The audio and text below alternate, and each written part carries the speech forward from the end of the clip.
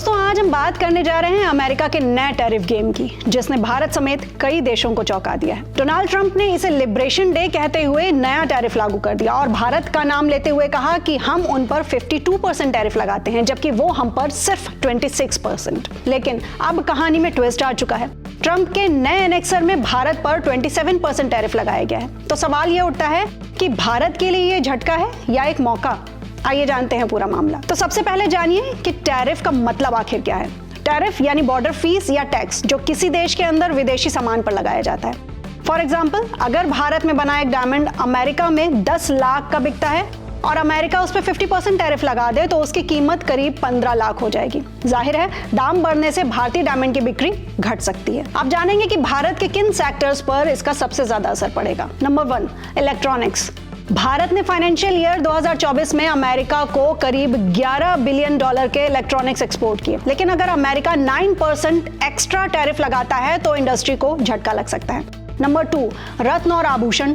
भारतीय दुनिया का सबसे बड़ा रत्न और ज्वेलरी एक्सपोर्टर है, लेकिन अगर टैरिफ बढ़ा तो नौकरियों पर संकट आ सकता है और भारतीय व्यापारी सिंगापुर, यूएई या ओमान की ओर रुख कर सकते हैं। Number 3, generic medicine. अमेरिका में बिकने वाली 47% जेनेरिक दवाएं भारत से आती हैं, लेकिन अगर टैरिफ 10% से ज्यादा बढ़ा तो इसका असर भारतीय फार्मा कंपनियों के शेयर्स पर भी दिख सकता है। नंबर 4, ऑटोमोबाइल और ऑटो कंपोनेंट्स।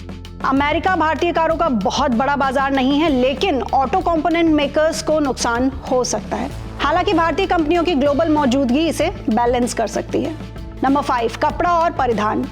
अगर अमेरिका ने टैरिफ बढ़ाया तो बांग्लादेश और वियतनाम जैसे देश इसका फायदा उठा सकते हैं, जिससे भारत की टेक्सटाइल इंडस्ट्री पर मिला जुला असर पड़ सकता है। तो एक्सपर्ट्स इस टैरिफ से बचने के लिए फिलहाल सलाह क्या दे रहे हैं, ये भी सुन लेते हैं।